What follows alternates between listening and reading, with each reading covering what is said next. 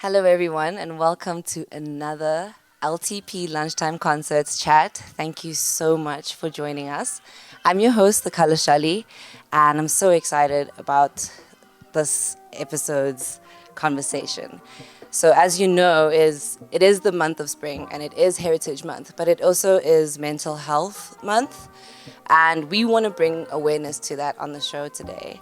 So, I have a great panel today. I have Black Ace. As you know, he was on the show earlier. I have Dr. Nkomo. She is the head of the social work department at Wits. We have Huey and Libra. Thank you so much for joining us, guys. We always appreciate everybody's opinion and, seeing life from everybody's point of view on the show. So, as you know, I'm going to kick it off. Mental health awareness. I'm going to start with you, Dr. Nkomo. Thank you so much for joining us. Ace, if you could just... Yes. How are you today? I'm good, thank you. How are you? Great. So I know that you are a mother of 2 teenage kids. I want to know, through your work, how do you find a way to bring what you do at work to your kids? Okay. Thank you so much for the opportunity. I think for me, this was one of the best during lockdown, just to come out and have some fun more than being in the panel. Okay, in terms of bringing the conversation or the profession at home, I'll just share 2 sentences in terms of my upbringing, traditionally upbringing from the rural areas. There were things I liked when I reflect, there were things I didn't. So I decided, should I have kids in my lifetime, certain things have to fall away, certain I will carry them through, of course, some of the values.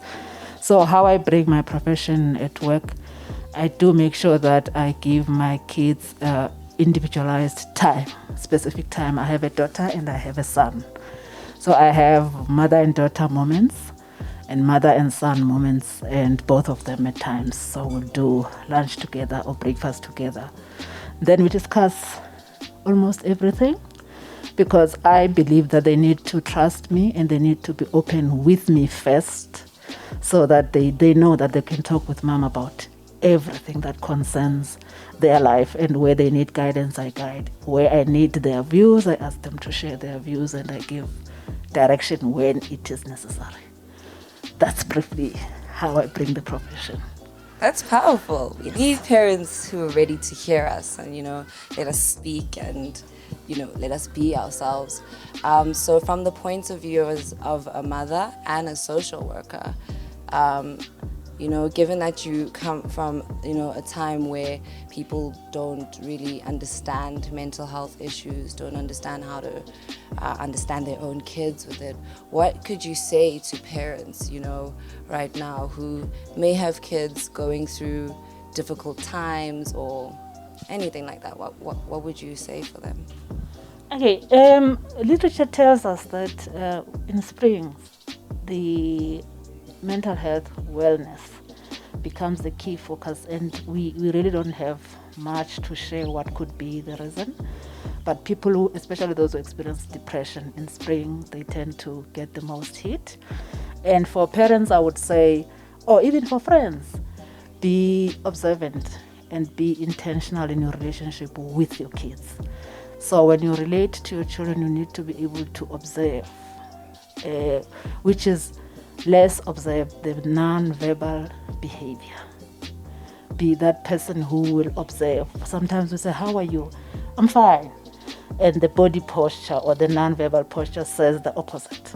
And if you don't want to probe as a parent or as a friend, the reassuring words are critical to say, when you want to talk, please know that I'll be available to listen anytime. So it's important to say those reassuring words, to say, even if I've said to you as a parent, I'm fine, then when I reflect, I will recall that mom said, when I want to talk, she will be there to listen. So when I come back, I'll be like, are you ready to listen now? Then I know that mom would say yes, or dad would say yes. Then I can talk. So it's important to observe the non-verbal behavior. And traditionally or culturally, we are the most gifted nation in terms of, or culture in terms of being African, there's a lot that you can observe. There's a lot that you can see that is not being said, as long as you are intentional about your conversation. And usually the Basotho, they would say tabadi mahlo. So when I look at you, there's a lot that I can see that you haven't said. So if I'm that intentional in our conversation or in our relationship, there are things that I can pick that we haven't said, and I would be saying, okay, when you are ready, know that you can talk to me about anything, every time, and anyway. So it is important to be intentional in your relationship, not artificial. Thank you so much. That's a note to parents with kids. Even if you may not think your child is going through things, just be there, and be there for them to say what they need to say, even if you don't understand it. That's what we need, the intentions, right? Yeah. And maybe just the last one. Some of us as parents, you don't have that confidence because of the background, of course, to engage your kids on certain aspects. So to have friends who are resourceful, or the circle that is resourceful, you know that if my daughter can't talk to my daughter about 1, 2, 3, then I know when my daughter goes to my friend, she will get the information that she's looking for, and I will be confident for her going to the friend because I know that she will get the truth and nothing else but the truth. So it's important to have that circle, and your kids should know that there's this circle without you being direct in terms of referring. Go to so-and-so and talk about 1, 2, 3, but they should know that you have a circle, which is a resourceful circle as a parent. Thank you. Thank you so much for those wise words and advice. I hope that many parents do take from that, and try to be open-minded to learning to relate to us differently. So Huey, I noticed in your music that, you really have taken time with introspection, which is a large part of mental health. And I also just want to note that mental health issues doesn't mean you have to be sick or something has to be wrong with you. It's a routine. It's something you have to pay attention to every day, just like you wash your face or brush your teeth. What's my mind looking like right now, So I noticed that you do that a lot. I wanted to say, how do you express this, especially a note for young adults who may not have someone to speak to? For me, it's hard to explain, but a lot of the time for me, my music is like, it's almost advice to myself. It just so happens that, we all think we're very different and we're all unique, but then at a very, at the most basic form, we're all very similar. So all of my music is just me speaking to me, trying to heal myself. That's my process with music. It's just it's a conscious effort to try and deal with the things that I have going on with myself. I actually have a question for Mama. Is there a way to, can you self-diagnose? Let's say if you have depression, because is there a way to self-diagnose? And if you can self-diagnose, is there a way to can you deal with it yourself? Basically, is the question I'm trying to ask.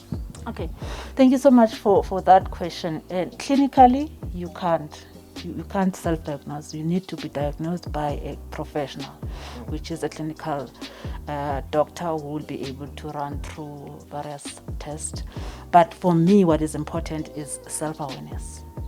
You need to know when you are at your high. You need to know when you are at your low. You need to know when you are uncertain. So you need to be able to know who you are, what your strengths are, what your weaknesses are, and which environment triggers certain emotions and certain reactions to you, and watch those and know what do you do or what you need to do to make sure that when you are in that particular environment, you don't trigger those emotions. One last question. Okay, how do you differentiate? Because, as you know, Mom, in the black community, let's say you're feeling depressed. How do you differentiate from feeling depressed to simply having a bad day, or having a bad week, or am I having a bad month, or am I suffering from depression? Is there something that differentiates? You need to observe the trend. Is it something that constantly goes on, or it was a once-off because you had a hectic day and then you felt depleted on that particular day, but on the other day life becomes normal? But if it's something that happens frequently or consistently, you then have to sit back and ask yourself, do I need to do something about this? then consult, just to alleviate the anxiety of thinking, maybe I'm depressed, maybe I'm not. So when you are in that space, when you are uncertain, it's wise to consult so that you can rule out whether there is depression or it's just a particular emotion at a particular environment or a particular time. Thank you so much for that. And this is amazing. It's what we need, here in these conversations. And I just want to say, if you feel that, there's things going on inside you and you need someone to talk to, and maybe you feel that you don't have anyone, please do contact the South African Depression and Anxiety Group. They are there for you, and there are people who can talk to you about anything at any time, and groups around you who understand what you're going through. So please do that. We will leave the information for you.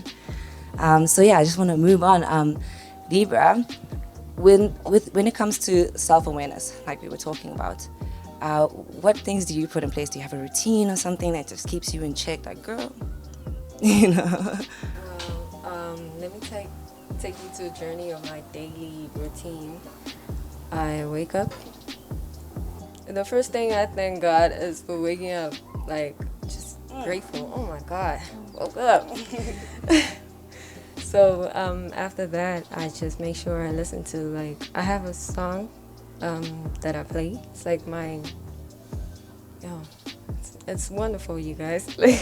I wouldn't really know how to explain it, but I meditate with that song only. And it takes me to different places. It's unimaginable. So that's what I do on my daily routines. And I usually try to motivate myself because I write stuff on the walls. You positive, you beautiful, keep your energy, a whole lot of, stuff to motivate you. Yeah. So that's how I start my day.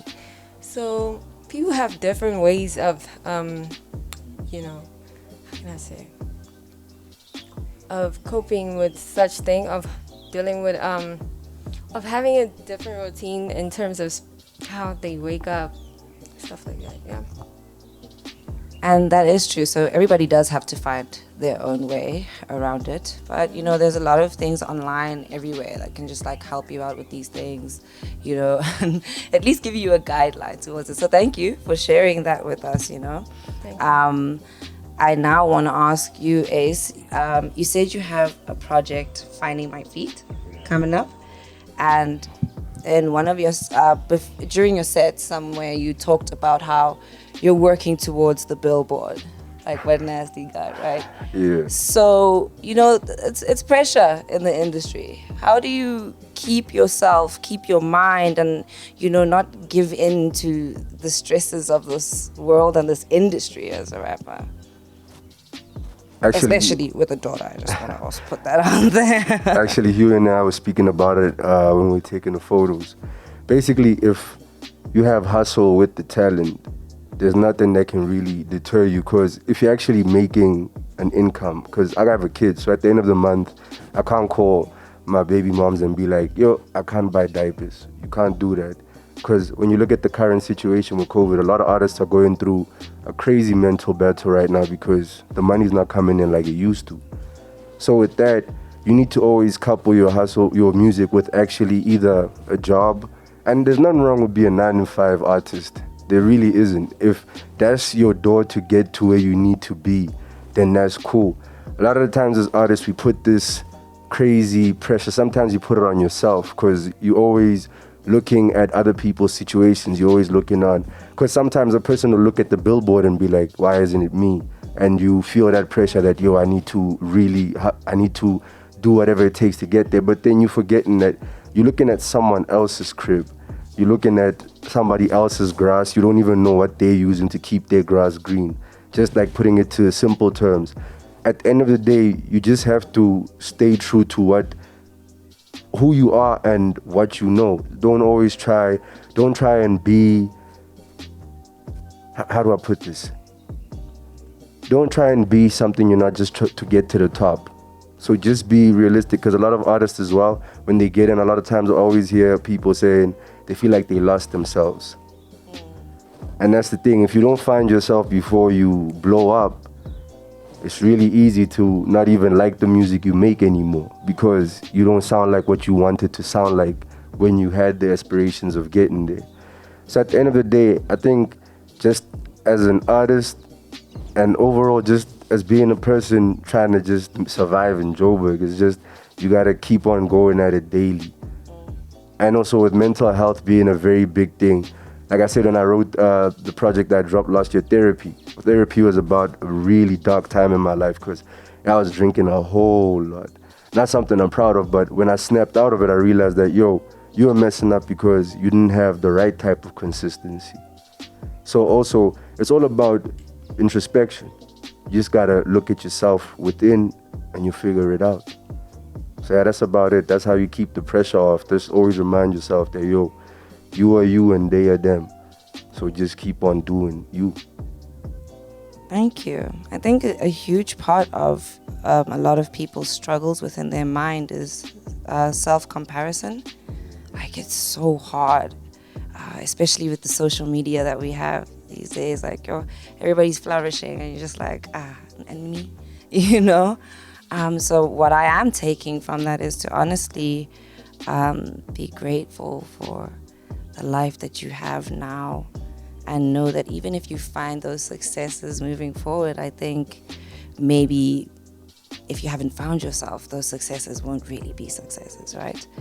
That pain will always still be there. So yeah, find yourself and find support. I want to say that as well. We here at LTP are your friends, we're your family. If you want to talk to us, and we will help you out all the time. So I want to thank you all so much for joining us today. Dr. Nkomo, do you want to leave us with any last advice with keeping ourselves sane in this world that's so full of doubt?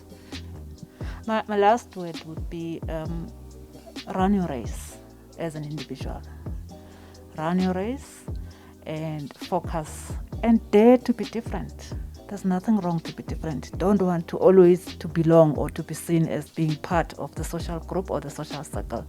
Run your race at a time that is most relevant for you at a particular time. Everything will come forth. So run your race. Amen. Run your race. I like that so much. Thank you so much for joining us, guys. Thank you so much to the guests today.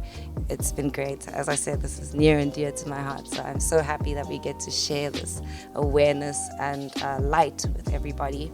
Everybody at home, thank you so much for joining us. And like I said, if you feel like there's somebody you want to talk to, you need to get some things out, the South African Depression and Anxiety Group is right here for you, and we will leave you with the details. With that being said, I'm your host, TheColourXalee, and I just want to remind you that we're all here and we're all going through it, and you're not alone. And thank you so much for joining us. We'll see you next time.